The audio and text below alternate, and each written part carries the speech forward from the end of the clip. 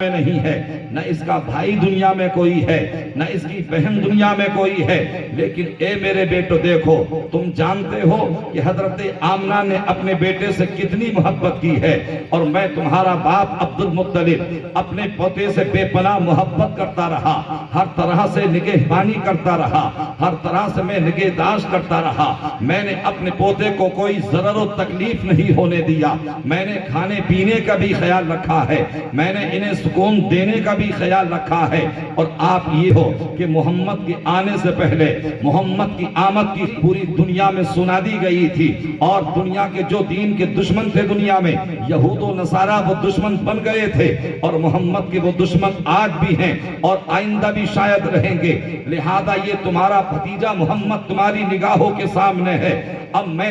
تم سے یہ کہتا ہوں کہ اپنے بھتیجے کا خیال رکھنا، اپنے بھتیجے کی اچھے طریقے سے خدمت کرنا، اپنے بھتیجے سے محبت کرنا۔ حضرات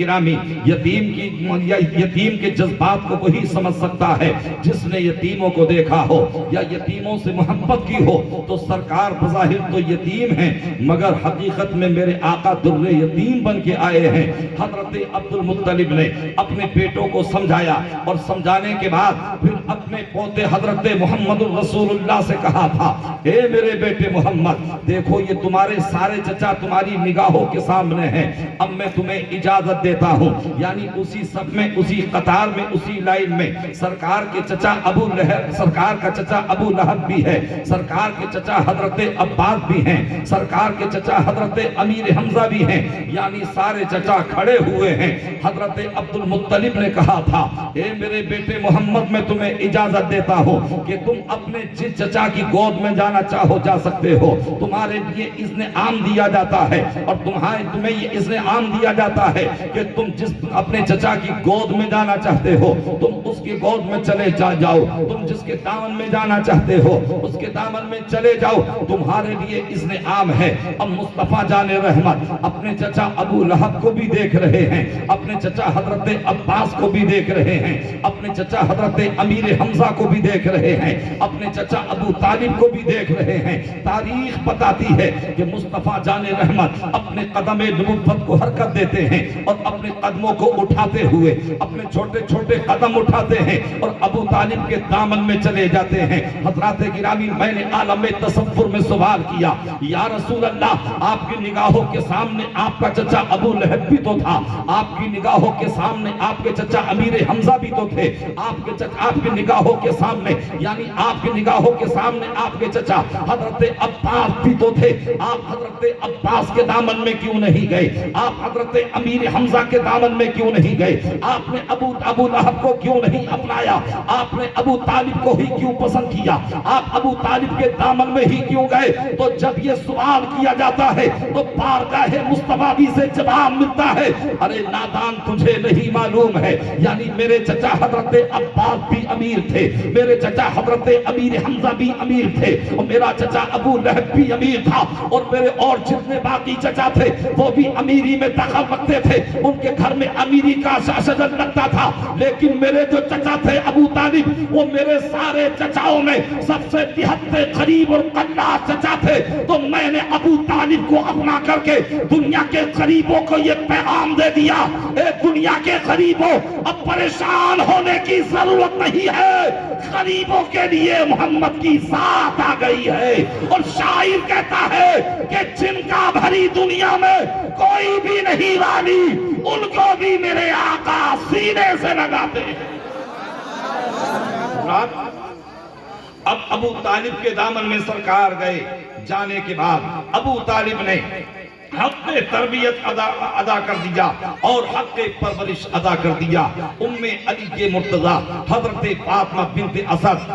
بن ہاشم رضی اللہ تعالی عنہ یہ اتنی محبت کرتی ہے سرکار سے کہ اپنے آپ بعد میں کھاتی ہیں، مصطفیٰ کو پہلے کھلاتی ہیں، اپنے بچوں کو بعد میں پلاتی ہیں، مصطفیٰ کو پہلے پلاتی ہیں۔ آخر میرے آقا پروان چڑھتے رہے، یہاں تک کہ میرے آقا نے جوانی میں قدم رکھا، 25 سال کی عمر شریف ہوتی ہے تو 40 سال کی خدیجہ سے نکاح کر کے میرے آقا بیواؤں کو پیغام دے رہے ہیں. آخرکار مصطفیٰ جان رحمت صلی اللہ تعالی وسلم پروان چلتے رہے. آپ کی عمر شریف میں اضافہ ہوتا رہا، یعنی سال بڑھتے رہے، یہاں تک کہ جب آقا کریم صلی اللہ تعالی وسلم کی عمر شریف جب 40 سال کی ہوتی ہے، آپ مکہ کی 40 سالہ زندگی کو دیکھیں گے تو مصطفیٰ کا ایک بھی دشمن نہیں ملے گا، مصطفیٰ کا ایک بھی مخالف نہیں ملے گا، مصطفیٰ سے ایک بھی عداوت کرنے والا نہیں ملے گا. ان 40 سالہ زندگی میں مکے کی تو سرکار کا یہ طریقہ رہا کہ میرے آقا سے ایک ایک ذرہ مکے کا محبت کر رہا ہے، ہر انسان محبت کر رہا ہے. اگر کوئی جھگڑا آپس میں اہل مکہ کے اندر ہو جاتا ہے تو اس کے ججمنٹ میرے مصطفیٰ سناتے ہیں، اس کے جج میرے آقا بنتے ہیں. اگر کسی کو امانت رکھنی ہوتی ہے تو میرے مصطفیٰ کی بارگاہ میں رکھتے ہیں. وہ سرکار کو امین بھی کہہ رہے تھے، وہ سرکار کو صادق بھی کہہ رہے تھے. اور مکے کے لوگ کہا کرتے تھے کہ پوری کائنات میں آج تک ایسا سچا انسان نہ آیا ہے اور نہ صبح قیامت تک آ سکتا ہے، لیکن جب تک اعلان نبوت نہیں کیا ہے پورے مکے کے لوگ محبت کر رہے ہیں. سگے چچا بھی محبت کر رہے ہیں، اہل قریش بھی محبت کر رہے ہیں، بنی ہاشم بھی محبت کر رہے ہیں، بنی تمیم بھی محبت کر رہے ہیں، بنی تیم بھی محبت کر رہے ہیں. مکے کا ہر انسان محبت کر رہا ہے. مگر جیسے ہی میرے آقا نے اعلان نبوت کیا تو آپ کے سگے چچا نے جس کا نام ابو لہب تھا اس نے کہا تھا تبت لکا سائر اليوم هذا الجماعتنا،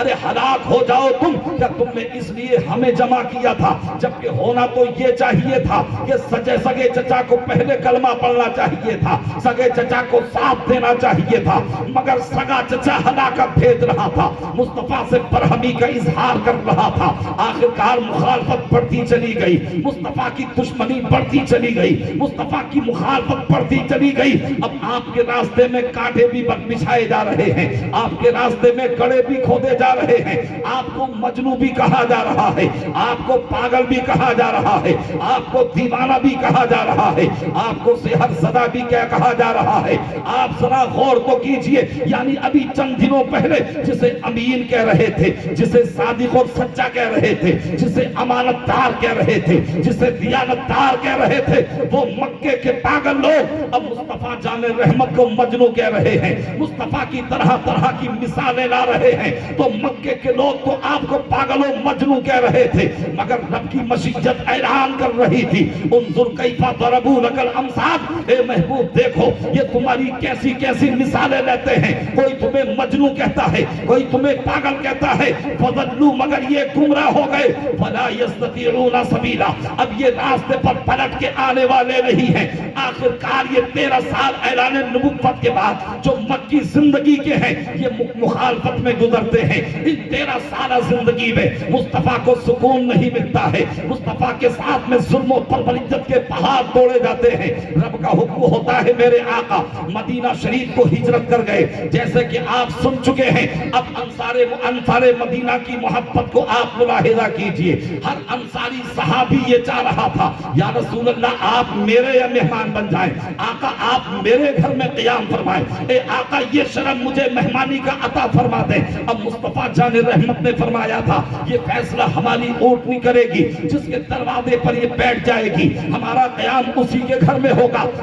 آخرکار یہ ساتھ اور یہ سعادت حضرت ابو ایوب انصاری کی قسمت میں آتی ہے. اونٹنی ان کے دروازے کے سامنے بیٹھی، سامان مصطفیٰ اتار لیا گیا. اب انصار مدینہ بے پناہ محبت کر رہے ہیں. حضرت ابو ایوب انصاری کا 2 منزلہ مکان تھا. عرض کرتے ہیں یا رسول اللہ آپ بالائی منزل پہ رہیں، آپ اوپر کی منزل پہ رہیں، ایوب اور ایوب کے بچے نیچے رہیں گے. میرے آقا نے ارشاد فرمایا اے ابو ایوب انصاری سنو، مجھ سے ملنے کے لیے لوگ آئیں گے، مجھ سے ملاقات کرنے کے لیے لوگ آئیں گے، اور جب میں اوپر قیام کروں گا، تمہارے بچوں کی تکلیف، بچوں کو تکلیف ہوگی، تمہاری بیوی کو تکلیف ہوگی اور تمہیں تکلیف پہنچے گی، لہذا تم اوپر رہو اور میرا سامان نیچے رکھو، میں نیچے قیام کروں گا۔ اب مصطفیٰ نیچے آرام کر رہے ہیں، صحابہ آ رہے ہیں، کبھی فردن فردن آ رہے ہیں، انصار مدینہ آ رہے ہیں، کبھی جماعت کے ساتھ آ رہے ہیں، اپنی اپنی محبتوں کا اظہار کر رہے ہیں، مگر فہر صحابہ تم نے نبی سے، نبی کی آل سے کیسی محبت کی ہے؟ کوئی اپنا مکان دے رہا ہے، کوئی اپنے درہم و دینار کو پیش کر رہا ہے۔ جب بارش ہوتی تو حضرت ابو ایوب انصاری جو اوپر کی منزل میں رہتے تھے، حضرات جب بارش ہوتی تو وہ یعنی کمزور چھت تھی، حضرت ابو ایوب انصاری اور ان کی اہلیہ یعنی رات بھر سردی میں پڑے رہتے، لیکن پانی نیچے نہیں ٹپکنے دیتے تھے، جو لحاظ اوڑھنے کے لیے ہوتا تھا اس میں پانی کو جذب کر لیتے تھے۔ آخر انصار مدینہ نے دیکھا کہ آقا کریم صلی اللہ علیہ وسلم نہ جانے کتنے زخموں کو جھیل کر کے، کتنے غموں کو جھیل کر کے مکے سے تشریف لائے ہیں۔ انصار مدینہ نے ملاحظہ کیا کہ سرکار کے بظاہر اخراجات بہت زیادہ ہیں، آمدنی قلیل ہے، تو اب وہ متفق علیہ فیصلہ کرتے ہیں کہ ہم اپنا نذرانہ جمع کرتے ہیں، ہم اپنے تحفے لے کر کے آتے ہیں اور ہم نبی کی بارگاہ میں پیش کر دیتے ہیں۔ اب انصار مدینہ اپنے گھروں میں گئے ہیں، کوئی درہم لے کر کے آ رہا ہے، کوئی دینار لے کر کے آ رہا ہے، کوئی سونا لے کر کے آ رہا ہے، کوئی چاندی لے کر کے آ رہا ہے، کوئی کچھ لے کر کے آ رہا ہے، کوئی کچھ لے کر کے آ رہا ہے۔ سب کو یکجا کرنے کے بعد اب نبی کے محترم کی بارگاہ میں پہنچتے ہیں۔ توجہ سے سنو میری گفتگو کو اور اپنے دل میں جگہ دے کر کے عمل کرنے لگو۔ اب نبی کون و مکہ کی بارگاہ میں پہنچے، عرض کرتے ہیں یا رسول اللہ، اے آقا اگر ہمیں ایمان ملا ہے تو آپ کے صدقے میں ملا ہے، اگر رحمان ملا ہے آپ کے صدقے میں ملا ہے، اگر قرآن ملا ہے تو آپ کے ذریعے سے ملا ہے۔ اے آقا آپ نے ہم پہ کرم فرمایا ہے، آپ نے اپنے وطن عزیز کو چھوڑا ہے، آپ ہمارے شہر مدینہ میں تشریف لائے ہیں۔ اے آقا ہم دیکھ رہے ہیں کہ آپ کی آمدنی قلیل ہے، آپ کے اخراجات زیادہ ہیں، اور آقا ہم یہ عرض کرنا چاہتے ہیں کہ ہم یہ ہدیہ لے کر کے آئے ہیں، ہم یہ نذرانہ لے کر کے آئے ہیں، ہم یہ ہدیہ اور عطیہ لے کر کے آئے ہیں، اسے قبول کر لیجئے۔ انصار مدینہ تو یہ گفتگو کر ہی رہے تھے کہ اتنے میں جبریل امی آئے، اور آنے کے بعد نبی کی بارگاہ میں عرض کی یا رسول اللہ، رب فرماتا ہے قُلْ لَا أَسْأَلُكُمْ عَلَيْهِ أَجْرًا إِلَّا الْمَوَدَّةَ فِي الْقُرْبَى۔ اے میرے محبوب اپنے غلاموں سے کہہ دو، اہل ایمان سے کہہ دو، میں نے جو تمہیں ایمان کی دولت دی ہے، میں نے جو تمہیں راہ مستقیم کا مسافر بنایا ہے، میں نے جو ایک خدا کی بارگاہ میں تمہیں جھکنے پر مسرور کیا ہے، اے میرا کلمہ پڑھنے والوں، میں اس پر کچھ اجرت نہیں چاہتا، مگر میں یہ چاہتا ہوں کہ میرے اہل بیت سے محبت کرو۔ نعرے تکبیر، رسالت، ذکر شہدائے کربلا، نعرے حیدری، نعرے حیدری، علماء اہل سنت، نعرے تکبیر۔ حضرات رب نے فرمایا محبوب اعلان کر دو قُلْ لَا أَسْأَلُكُمْ عَلَيْهِ أَجْرًا إِلَّا الْمَوَدَّةَ فِي الْقُرْبَى، کہ میں نے جو فریضہ دعوت و ہے، میں نے معبودان باطل سے اٹھا کر کے تمہیں ایک خدا کی بارگاہ میں جھکا دیا ہے، میں نے جو تمہیں ایمان کی دولت عطا کی ہے، میں اس پر تم سے کچھ اجرت نہیں چاہتا، میں اس پر تم سے کوئی معاوضہ نہیں چاہتا، میں اس پر تم سے کوئی بدلہ نہیں چاہتا، مگر ہاں میں یہ چاہتا ہوں کہ تم میرے اہل بیت سے محبت کرو، تم میرے قرابت داروں سے محبت کرو۔ آج ہم بھی محبت کا دعویٰ کرتے ہیں، آپ بھی محبت کا دعویٰ کرتے ہیں، مگر ایک وہ صحابہ کرام تھے جب یہ آیت کریمہ آیت مودت نازل ہوئی اور مصطفیٰ جان رحمت نے یہ پیغام سنایا تو صحابہ عرض کرتے ہیں یا رسول اللہ من قرابتی کا ہؤلاء الذین وجبت علینا مودتہم، یا رسول اللہ ہمیں ارشاد فرما دیا جائے، ہمیں یہ بتا دیا جائے کہ آپ کے وہ کون قریبی رشتہ دار ہیں جن کی محبت و مودت ہم پر واجب کر دی گئی ہے، تو مصطفیٰ جان رحمت نے فرمایا علی و فاطمہ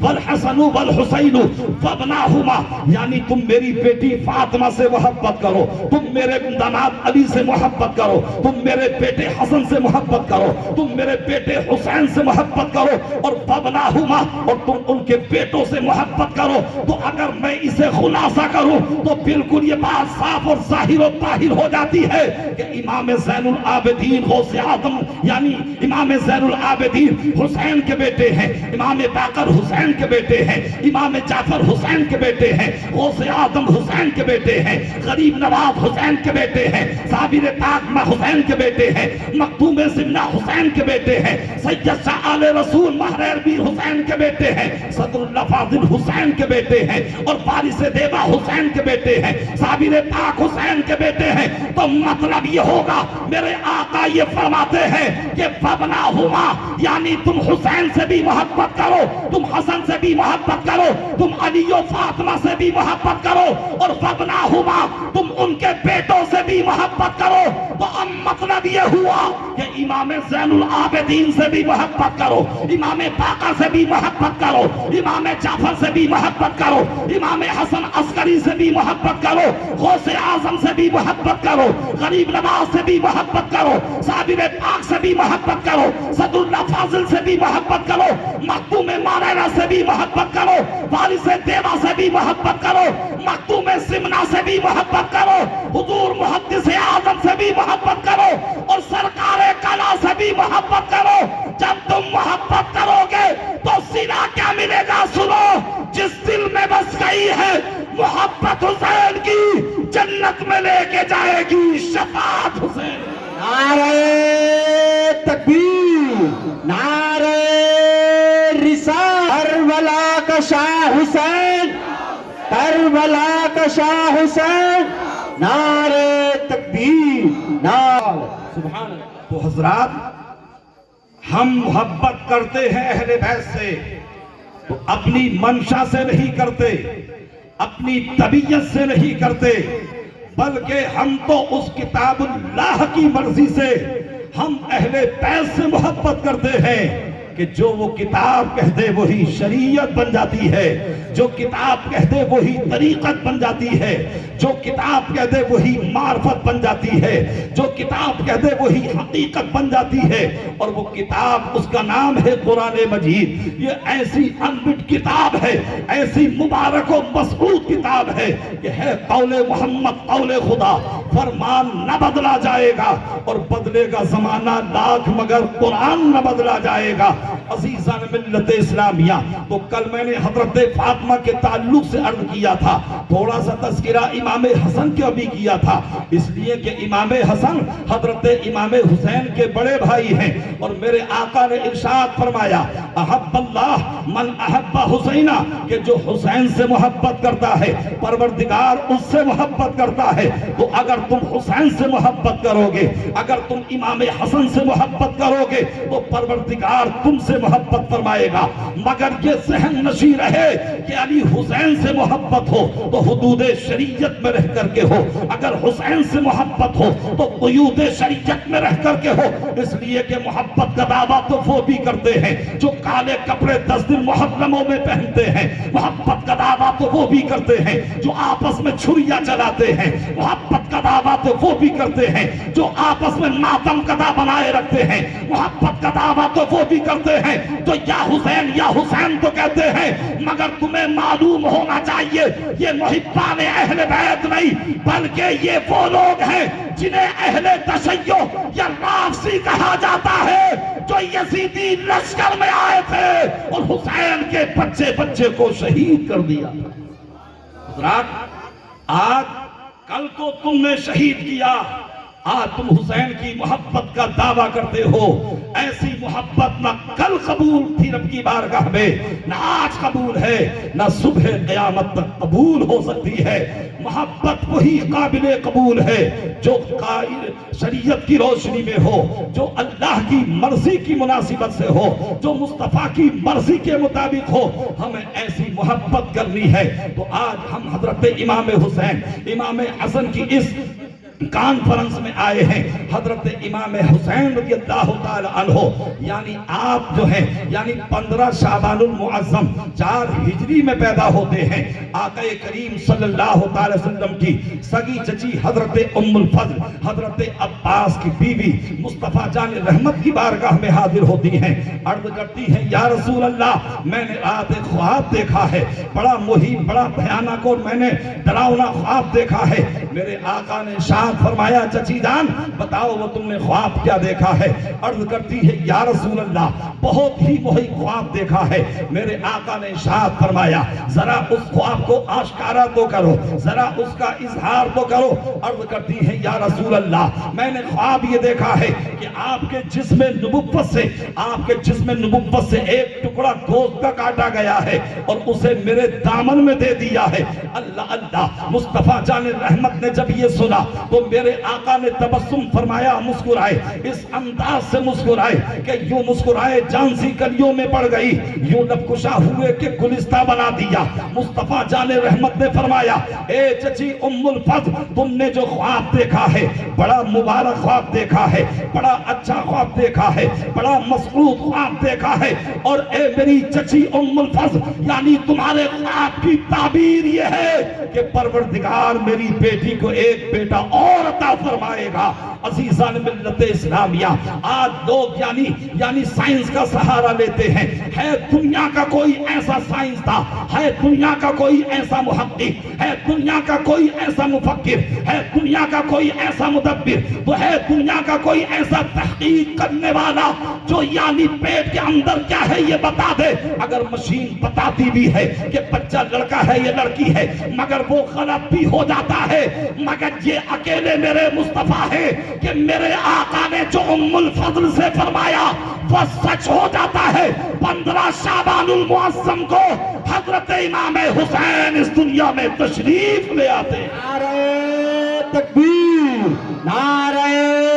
رسالت، فیضان شہید اعظم، ذکر شہید اعظم کانفرنس، نعرہ تکبیر۔ آقا کریم صلی اللہ تعالی علیہ وسلم کی بیٹی کے یہاں حضرت امام حسین تولد ہوتے ہیں، آپ دنیا میں تشریف لاتے ہیں۔ مصطفیٰ جان رحمت کی بارگاہ میں خبر بھیجی گئی، میرے آقا مسکرائے، میرے آقا نے تبسم فرمایا اور اپنی بیٹی فاطمہ کے یہاں تشریف لے گئے، اور جانے کے بعد جب دیکھا تو بچہ بڑا حسین تھا، بچہ بڑا جمیل تھا، بچہ بڑا صاحب کمال تھا، بڑا بچہ بہت ہی باجمال تھا۔ میرے آقا نے اپنی گود میں لیا، اپنی گود مبارک میں لیا، اور میرے آقا نے کان میں اذان کہی، اور میرے آقا نے حضرت امام حسین کی منہ میں اپنی زبان نبوت کو دے دیا۔ حضرت امام حسین اپنے نانا جان کی زبان نبوت کو چوس رہے ہیں۔ آخرکار یعنی 7 دن کے بعد حضرت امام حسین کا نام رکھا جاتا ہے۔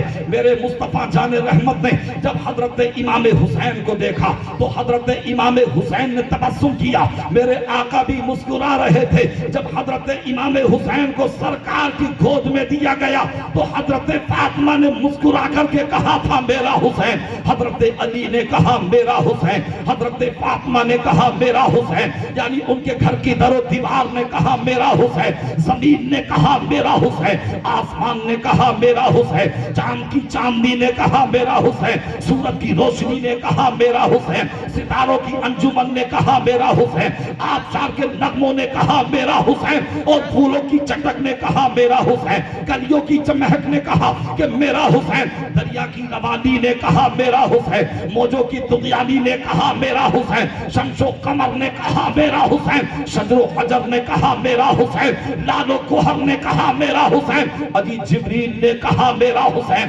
حضرت میکائیل نے کہا میرا حسین، حضرت اسرافیل نے کہا میرا حسین، حضرت اسرائیل نے کہا میرا حسین۔ یعنی کائنات جب یہ پکارنے لگی تو پروردگار نے بھی فرمایا یعنی یہ میرا حسین۔ جب پروردگار نے یہ فرمایا تو وہ پیغمبر بولا حسین منی وانا من الحسین۔ نعرہ تکبیر، نعرہ رسالت، شان حسین اعظم، فیضان حسین اعظم، خاندان حسین اعظم۔ नारे तकबीर। اب حضرت امام حسین دنیا میں تشریف لائے،